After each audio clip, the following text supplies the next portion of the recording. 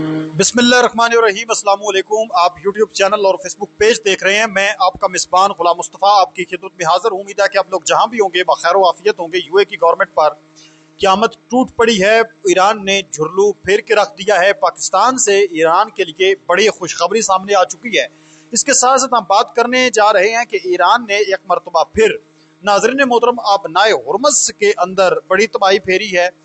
इस चीज़ की बरतानिया ने, इंग्लैंड ने बड़ा दावा कर दिया है।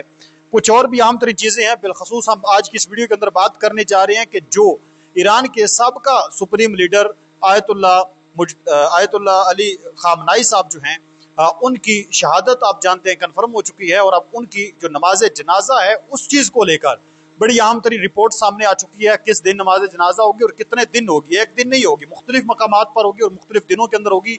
वो चीज़ें भी आप लोगों के साथ शेयर करनी है। सबसे पहले मैं बात करना चाहूँगा, पंजाब हुकूमत ने पहले तो जानवरों के गोबर के ऊपर टैक्स लगाया था। अब जो है इंसानों के गोबर पर भी जो है वो टैक्स पंजाब गवर्नमेंट की जानिब से लगा दिया गया है। पहले ये रिपोर्ट आप समाअत फरमा लें। मजीद आगे बढ़ने से पहले आप लोगों से गुजारिश है, अगर आप इस चैनल पर नए हैं तो इसको लाजमी सब्सक्राइब कर लें और कमेंट सेक्शन के अंदर अपनी जो कीमती राय है उसका इजहार भी जरूर फरमा लें और पाकिस्तान जिंदाबाद जरूर लिखें। नाज़रीन मोहतरम, अभी खबर मैं पढ़ रहा था कि पंजाब हुकूमत का गोबर टैक्स के बाद टॉयलेट टैक्स का आगाज। महकमा वासा आब फी बैतुल खला 2500 रुपये टैक्स चार्ज करेगा। महकमा जो वासा है अब वो फी बैतुल खला। रहीम यार खान के अस्पतालों को टॉयलेट टैक्स जमा कराने की नोटिस जारी कर दिए गए हैं। लाला इकबाल अस्पताल रहीम यार खान के 15 टॉयलेट्स को माहाना 37,500 रुपये का टैक्स भेज दिया गया है। निजी सर्जिकल अस्पताल को भी फी बैतुल खला 2500 रुपये टैक्स के नोटिस जारी किए गए हैं। वासा ने नासर मेडिकल कम्प्लेक्स को 17 बैतुल खला का 62,500 रुपये बिल भेज दिया है। वासा के मुताबिक डॉक्टर अस्पताल एंड ट्रामा सेंटर्स को 12,500 रुपये का टैक्स जो है वो भेज दिया गया है। निजी सर्जिकल क्लिनिक की जानब से टैक्स अदा न करने पर FIR दर्ज होगी।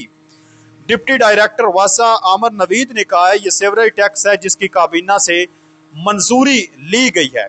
डिप्टी डायरेक्टर वासर आमर नवीद के मुताबिक ये टैक्स कमर्शियल एरियाज में नाफुजुल अमल होगा। डिप्टी डायरेक्टर वासा आमर नवीद ने कहा कि गंदगी फैलाने वाले अदारों को ये टैक्स भेजा जा रहा है।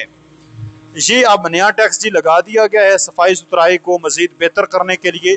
आप इस पर क्या कहते हैं मुझे कमेंट सेक्शन के अंदर जरूर बताएं।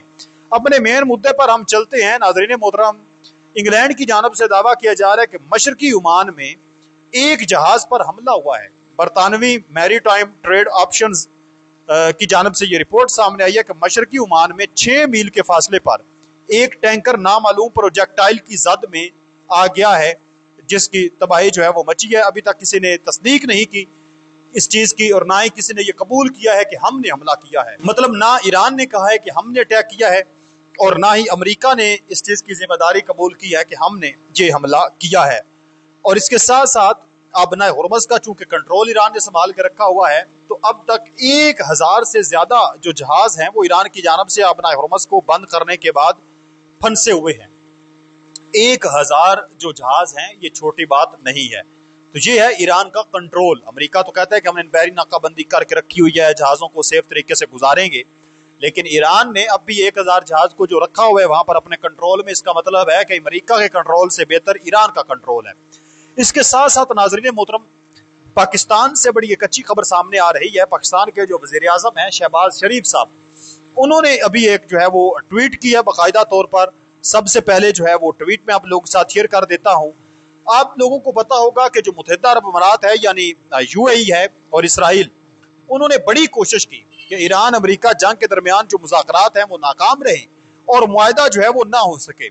अभी तक मुआहदा तो नहीं हुआ, लेकिन इस हवाले से लेकर पाकिस्तान के जो वज़ीर आज़म है, चूँकि पाकिस्तान इस वक्त और कतर जो है वो एक सालसी का किरदार अदा कर रहे हैं, तो पाकिस्तान के वज़ीर आज़म की जानब से एक स्टेटमेंट जारी की गई है कि अब हम पहले से कहीं ज्यादा अमन मुआहदे के करीब हैं। मुआहदे की हतमी शक्ल देने का अमकान अगले 24 घंटों में है, यानी अगले 24 घंटे के अंदर अंदर जो मुआहदा है वो हतमी शक्ल तक पहुंच सकता है।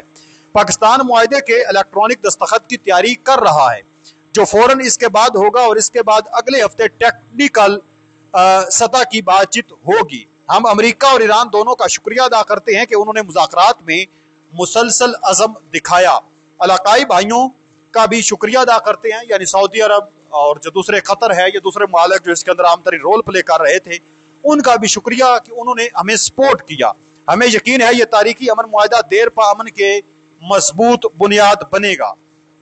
तो पाकिस्तान चूंकि सालसी का किरदार अदा कर रहा है, तो हम दुआ करते हैं कि अल्लाह रब्बुल इज़्ज़त इसमें आसानी पैदा फरमाए और पाकिस्तान के सारी ये सेहरा जो है वो बांध जाए कि पाकिस्तान ने एक बहुत बड़ी जंग को रुकवाया, वो जंग जिसने पूरी दुनिया को अपनी लपेट में रखा हुआ है। अब मुझे लगता है कि अमेरिका जो है वो घुटने टेक देगा, क्योंकि आज जो CNN ने रिपोर्ट जारी की थी, जो मैंने आप लोगों के साथ शेयर भी की थी, कि इस वक्त अमेरिका के अपने अंदर जो तेल के ज़खायर है वो बड़ी तेजी के साथ कम हो रहे हैं, और जो वहां पर जो उनकी जहां पर सबसे ज्यादा वो तेल जमा करते हैं, कुशिंग का जो इलाका है, वहां पर 20 मिलियन बैरल तक तेल रह गया है, जहां पर आम नॉर्मल रूटीन में 70 मिलियन बैरल तक तेल होता है। तो अब जो है वो ट्रंप को घुटने टेकने होंगे, वगरना उसकी अपनी मुल्क के अंदर खाना जंगी जो है वो शुरू हो सकती है। इसके साथ साथ मैं आप लोगों को बताता चलूं कि ये यूए के लिए अच्छी खबर नहीं है, ये यूए इसराइल के लिए तबाहकुन खबर साबित होगी अगर पाकिस्तान जो है वो इसमें कामयाब हो जाता है और मुज़ाकरात कामयाब हो जाते हैं। तो ये दुबई की इसमें भी तबाही होगी अगर दुबई ईरान के साथ अच्छे ताल्लुकात कायम नहीं करता। दूसरी तरफ जो सुप्रीम लीडर थे ईरान के शहीद खामनाई, उनके जनाजे को लेकर काफी ज्यादा खबरें जो हैं वो अब तक सामने आ रही थी कि उनका जनाजा क्यों नहीं हो रहा। कुछ लोग कह रहे थे किस वजह से नहीं हो रहा, शायद वो अभी तक जिंदा हैं, लेकिन चूंकि पहले दिन से ये इतलात थी कि वो अपनी फैमिली समेत ही शहीद हुए हैं, तो इस चीज को लेकर नाजरीन मोहतरम अब ऑफिशियल तौर पर ईरान की जानब से ये चीज सामने आ चुकी है कि शहीद खामनाई का जनाजा और तदफीन का जो प्रोग्राम है वो 4 और 5 जुलाई को होगा। हफ्ता और एतवार का दिन बनता है, 19 और 20 मुहर्रम बनती है, और ये होगा तेहरान में इमाम खमीनी मस्जिद पर। वहां पर नाज़रीन मोहतरम पहला जनाजा होगा। दूसरा जनाजा इनका 6 जुलाई को सोमवार के दिन 21 मुहर्रम को होगा तेहरान में। फिर इसके साथ साथ 7 जुलाई को तीसरा जनाजा होगा 2026 मंगल का दिन 22 मुहर्रम उल हराम कुंभ में, और कुंभ में जनाजे के बाद फिर 9 जुलाई जुमेरात के दिन 24 मुहर्रम उल हराम को मशहद में जनाजे की रैली होगी, वहां पर जनाजा होगा और इमाम रजा अलैहिस्सलाम के रोजे में इनकी तदफीन होगी। तो ये अब इनकी जानब से फाइनल जो है वो ऐलान कर दिया गया है। ये फाइनल ऐलान भी हमें बताता है कि जो पाकिस्तान ने ऐलान किया है कि अगले 48 घंटे के अंदर अंदर कोई अहम तरीन मुआहदा साइन हो सकता है।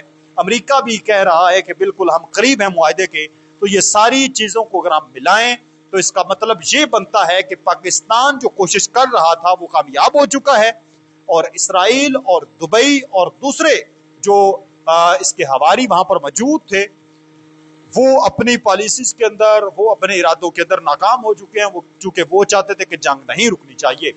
तो आप इस तमाम तर सूरत हाल पर क्या कहते हैं मुझे कमेंट सेक्शन के अंदर जरूर बताएं।